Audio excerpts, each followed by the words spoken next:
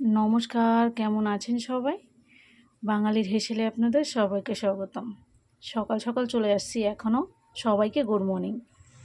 সকাল সকাল রান্না করতে চলে এসেছি, এখনও দুপুর হয়নি, কিন্তু আমার রান্নাবান্নাটা একটু আগে আগে করতে হয়। কেন কি আপনাদের বলেছি আমি যে আমার ছেলে একটু সকাল সকাল কাজে যায়, আমাদের দুপুরের খাওয়াটা একটু তাড়াতাড়ি করতে হয়, 12টা 12:30 নাগাদই করতে, তার রান্নাটা একটু তাড়াতাড়ি করতে চলে আসছি। আজকে কারেন্ট নেই, হয়তো ভালোভাবে দেখা যাচ্ছে না, অন্ধকার আছে। আজকে রান্না করব, এই কচু শাক রান্না করে রেখেছি এইমাত্র। কালারটা দেখুন, দুর্দান্ত দেখতে। কচু শাকটা করে রেখেছি। এই সয়াবিনটা একটু ডিম দিয়ে ভাজা করব। আর মাছটা এখনও কাটা হয়নি, আমি কেটে উঠতে পারিনি। আজকে না, দুদিন হলো, আজকে দুদিন আমাদের ঘরের সামনে, কে জানি না, ছোট ছোট বিড়ালের বাচ্চা।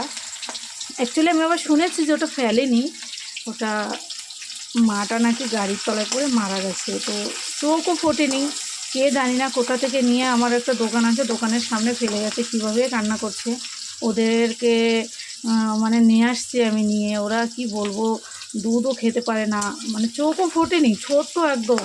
আর অত ছোট নিপ্পাল তো পাওয়াও যায় না, তবুও বড় নিপ্পাল বোতল সবটাই নিয়ে আসছি, দুধ নিয়ে আসছি, ওদের একটু খাওয়াচ্ছিলাম সকালে একটু। তো আমার একটু রান্নাবান্না করতে একটু দেরি হয়ে গেল, তো তার জন্য আমি মাছটা এখনও কেটে উঠতে পারিনি। ওদের খাওয়ানো, এটা করা ওটা করা নিয়ে সকালে একটু দেরি হয়ে গেল। আজকে ডিম দিয়ে সয়াবিন দিয়ে ভাজা করব, কচু পাতা হয়ে গেল, আর মাছের একটু ঝাল করব, সেটা এখনও আমি মাছটা কাটতে পারিনি, এখন যাব কাটতে। তো আপনাদের সামনে এই যতটুকু আছে সেটাই নিয়ে আমি সামনে চলে আসছি। এখানে না ডিমের কুসুম আছে, ডিমটা সাদা পোর্শনটা আমার ছেলে খেয়ে নিয়েছে, ডিমের কুসুমটা প্রত্যেক দিন ফেলে দেয়। তাই আমি বলেছি ওটা রেখে দেবো, ওটা দিয়ে একটা কিছু বানিয়ে দেবো। আমি ভেবেছি এর সঙ্গে ডিম দেবো যত,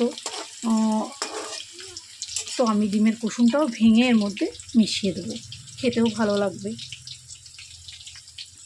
যাই হোক বন্ধুরা, আমার ভিডিওটা যদি আপনাদের ভালো লাগে, লাইক কমেন্ট শেয়ার করে দেবেন, আর ভালো থাকবেন।